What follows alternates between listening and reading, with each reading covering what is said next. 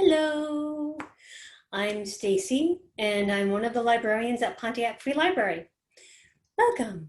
I'm going to do a story time, and it is How the Grinch Stole Christmas by Dr. Seuss, one of my favorites.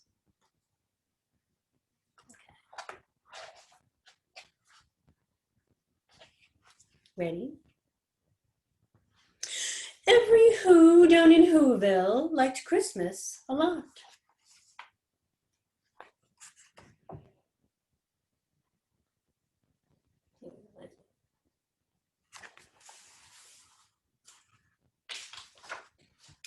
But the Grinch, who lived just north of Whoville, did not.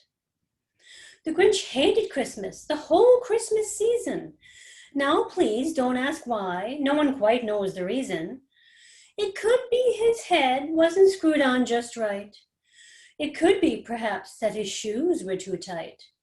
But I think that the most likely reason of all may have been that his heart was 2 sizes too small.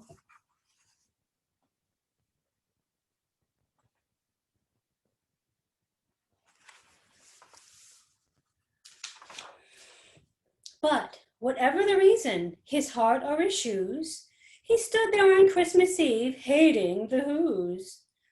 Staring down from his cave with a sour, grinchy frown at the warm lighted windows below in their town.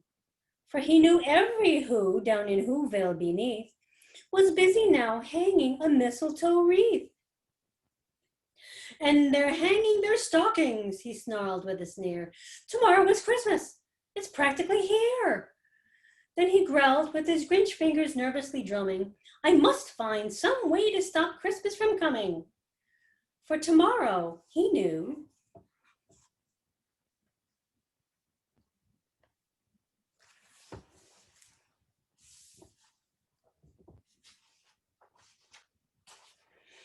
All the Who girls and boys would wake bright and early.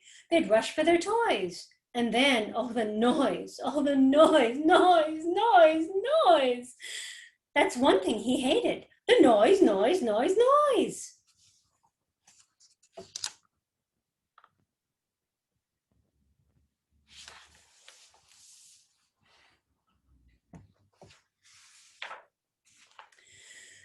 the Who's young and old would sit down for a feast, and they'd feast, and they'd feast, and they'd feast. They would feast on Who pudding and rare Who roast beast, which was something the Grinch couldn't stand in the least.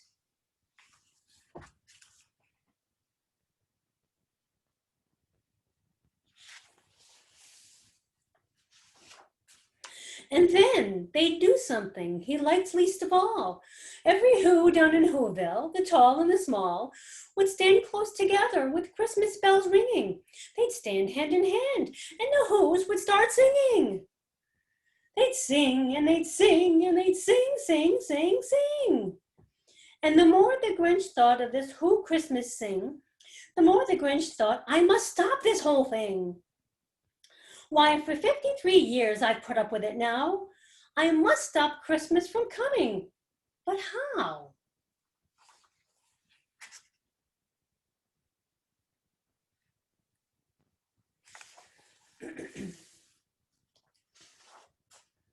Then he got an idea, an awful idea. The Grinch got a wonderful, awful idea.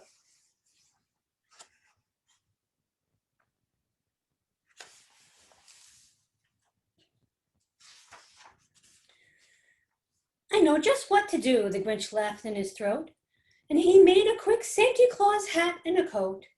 And he chuckled and clucked, what a great Grinchy trick. With this coat and this hat, I look just like Saint Nick. All I need is a reindeer, the Grinch looked around. But since reindeer are scarce, there was none to be found. Did that stop the old Grinch? No, the Grinch simply said, if I can't find a reindeer, I'll make one instead. So he called his dog Max, and then he took some red thread, and he tied a big horn on the top of his head. Oh, poor Max.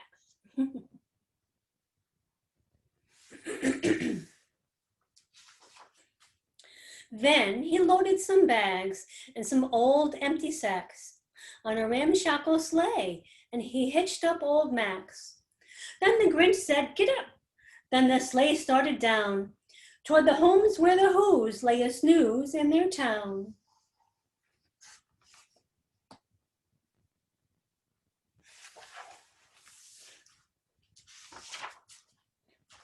All their windows were dark, quiet snow filled the air. All the Who's were still dreaming, sweet dreams without care. When he came to the first little house on the square, "This is stop number 1, the old Grinchy Claus hissed, and he climbed to the roof, empty bags in his fist.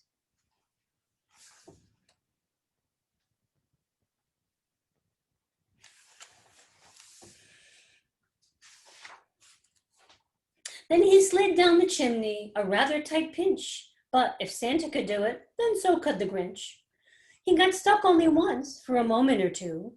Then he stuck his head out of the fireplace flue, where the little Who stockings all hung in a row.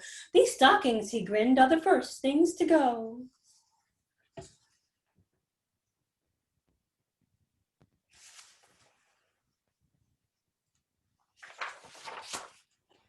Then he slithered and slunk, with a smile most unpleasant, around the whole room, and he took every present. Pop guns and bicycles, roller skates, drums, checkerboards, tricycles, popcorn and plums. And he stuffed them in bags. Then the Grinch, very nimbly, stuffed all the bags, one by one, up the chimbley.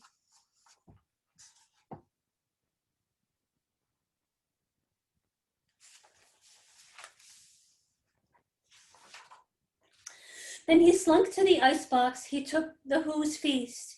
He took the Who pudding. He took the roast beast. He cleaned out that icebox as quick as a flash. Why, that Grinch even took their last can of Who hash.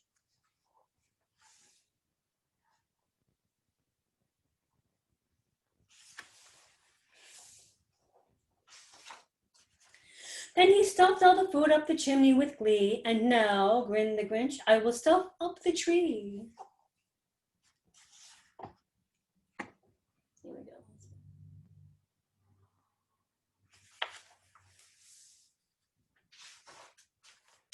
And the Grinch grabbed the tree and he started to shove. Then he heard a small sound like the coo of a dove.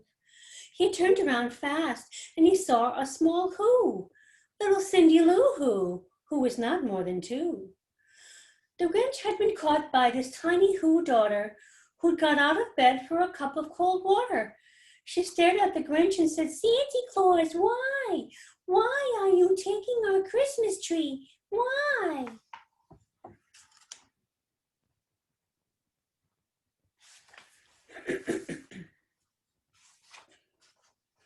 But you know, that old Grinch was so smart and so slick, he thought of a lie, and he thought it up quick. "Why, my sweet little tot," the fake Santa Claus lied, "there's a light on this tree that won't light on one side. So I'm taking it home to my workshop, my dear. I'll fix it up there, then I'll bring it back here." And his fib fooled the child. Then he patted her head, and he got her a drink, and he sent her to bed. And when Cindy Lou Who went to bed with her cup, he went to the chimney and stuffed the tree up.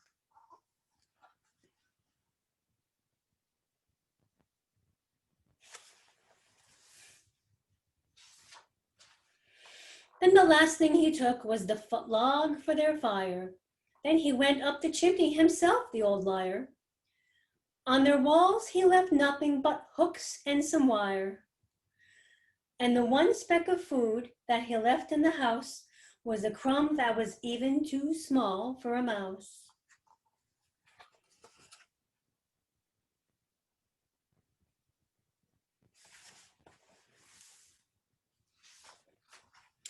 Then he did the same thing to the other Who's houses, leaving crumbs much too small for the other Who's mouses.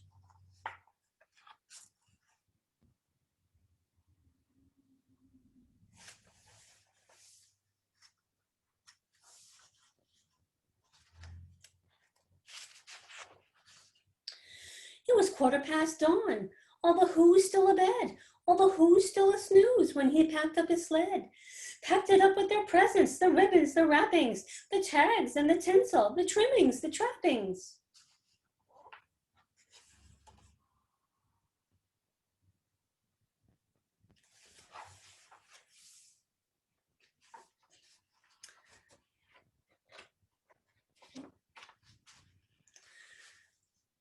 3,000 feet up the side of Mount Crumpet, he rode with his load to the tip-top to dump it.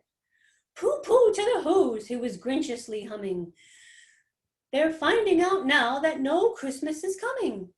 They're just waking up. I know just what they'll do. Their mouths will hang open a minute or two. Then the Who's down in Whoville will all cry, boo-hoo.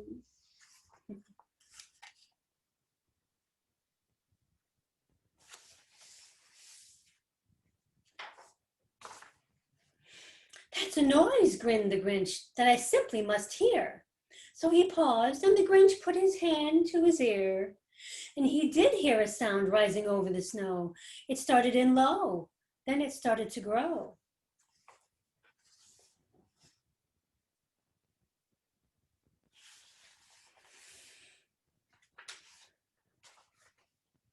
But this sound wasn't sad. Why, this sound sounded merry.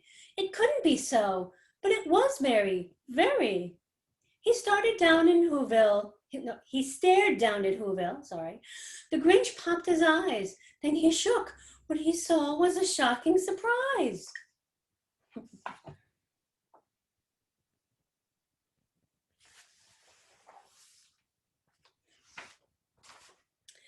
Every Who down in Whoville, the tall and the small, was singing without any presents at all. He hadn't stopped Christmas from coming. It came. Somehow or other, it came just the same. I could just hear that song. Yahoo, Jore, Yahoo, Jore. Welcome Christmas, Christmas. Oh, wait, anyway. And the Grinch, with his Grinch feet ice cold in the snow, stood puzzling and puzzling. How could it be so? It came without ribbons. It came without tags. It came without packages, boxes, or bags. And he puzzled 3 hours till his puzzler was sore. Then the Grinch thought of something he hadn't before. Maybe Christmas, he thought, doesn't come from a store. Maybe Christmas, perhaps, means a little bit more.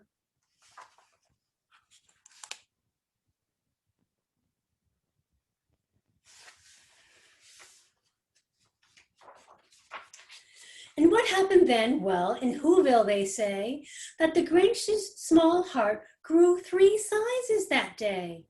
And the minute his heart didn't feel quite so tight, he whizzed with his load with the bright morning light. And he brought back the toys and the food for the feast. And he...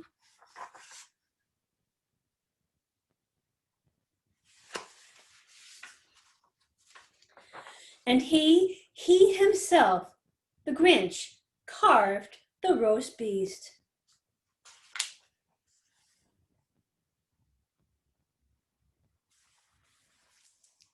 The end. How the Grinch Stole Christmas. Merry Christmas.